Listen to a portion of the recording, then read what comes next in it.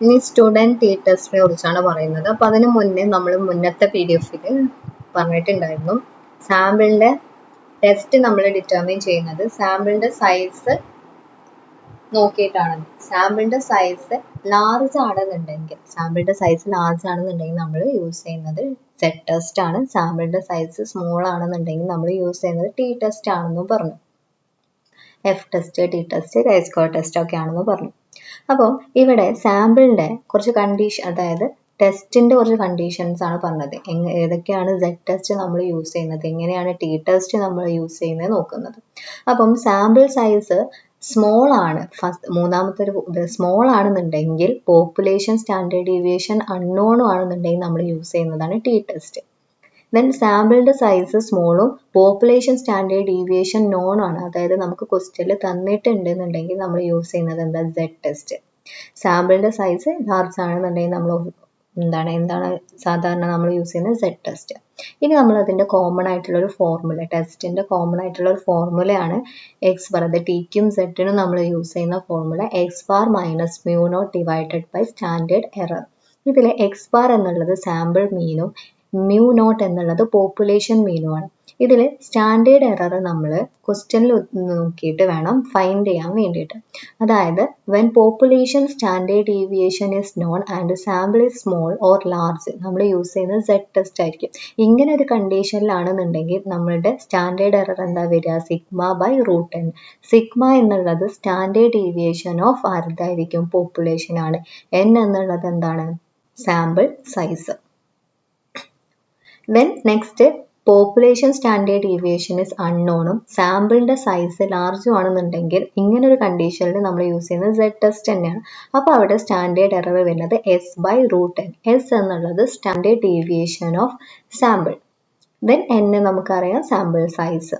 ഇനി T test use ചെയ്യുന്ന ഒരു കണ്ടീഷനാണ് പോപ്പുലേഷൻ്റെ സ്റ്റാൻഡേർഡ് ഡീവിയേഷൻ അൺനോണും സാമ്പിളിൻ്റെ സൈസ് സ്മോളും ആകുമ്പോൾ, അങ്ങനെ ഒരു കണ്ടീഷനിലാണ് നമ്മൾ ക്വസ്റ്റ്യൻ എങ്കിൽ നമ്മൾ യൂസ് ചെയ്യുന്ന സ്റ്റാൻഡേർഡ് എറർ എന്താ, s/√n-1. ഇനി സ്റ്റുഡൻറ് ടി ടെസ്റ്റ്. ഈ സ്റ്റുഡൻറ് ടി ടെസ്റ്റ് എന്ന് പറഞ്ഞാൽ സ്റ്റാറ്റിസ്റ്റിക്കൽ ടെസ്റ്റ് ആണ്. ഇതെന്തിനാ യൂസ് ചെയ്യുന്നത് പറഞ്ഞാൽ to determine whether there is a significant difference between means. അവിടുത്തെ കണ്ടീഷൻ എന്ന് പറഞ്ഞാൽ എന്താ, സാമ്പിൾ സൈസ് സ്മോൾ ആവണം, പിന്നെന്താ പോപ്പുലേഷൻ സ്റ്റാൻഡേർഡ് ഡീവിയേഷൻ അൺനോൺ ആവണം. അപ്പം ഫോർമുല തന്നിട്ടുണ്ട്. ഫോർമുല എന്ന് പറഞ്ഞാൽ t is equal to x bar minus mu naught divided by standard error എന്താവും, s/√n-1.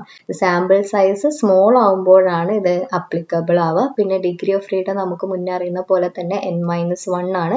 നമ്മൾ പറഞ്ഞിട്ടുണ്ടായിരുന്നു ടി ടെസ്റ്റിൻ്റെ ഡിഗ്രി ഓഫ് ഫ്രീഡം n-1 ആണ്. ഇതൊക്കെ നമുക്ക് ഓർമ്മയിൽ വേണം, കാരണം നമ്മൾ പ്രോബ്ലം ചെയ്യുമ്പോൾ നമുക്കിത് അത്യാവശ്യമാണ്. പിന്നെ population should follow normal distribution ആണ് ഇത് ഫോളോ ചെയ്യുന്നത്. പിന്നെ the observations R sampled independently. That means നമ്മൾ എടുക്കുന്ന ഒബ്സർവേഷൻസ് രണ്ടും എടുക്കുന്ന ഒബ്സർവേഷൻസ് തമ്മിൽ എന്തുണ്ടാവാൻ പാടില്ല, ഡിപ്പെൻഡഡ് ആവാൻ പാടില്ല. ഇപ്പം നമ്മളൊരു കുട്ടീൻ്റെ എക്സാം സ്കോർ എടുക്കുകയാണെന്നുണ്ടെങ്കിൽ, ഒരു സ്റ്റുഡൻറ്റിൻ്റെ എക്സാം സ്കോർ എടുക്കുകയാണ്, മറ്റൊരു സ്റ്റുഡൻറ്റിൻ്റെ എക്സാം സ്കോർ എടുക്കുമ്പോൾ അവർ തമ്മിലും എന്താണ് ഒരു ഈ കുട്ടീൻ്റെ സ്കോർ എടുക്കുമ്പോൾ മറ്റേ കുട്ടീൻ്റെ മാർക്ക് കുറയോ അല്ലെങ്കിൽ അത് അഫക്റ്റ് ചെയ്യുന്ന രീതിയിലാവരുത്. അപ്പോൾ അങ്ങനെ ഇൻഡിപെൻഡൻ്റ് ആവണം എന്നാണ് പറയുന്നത്.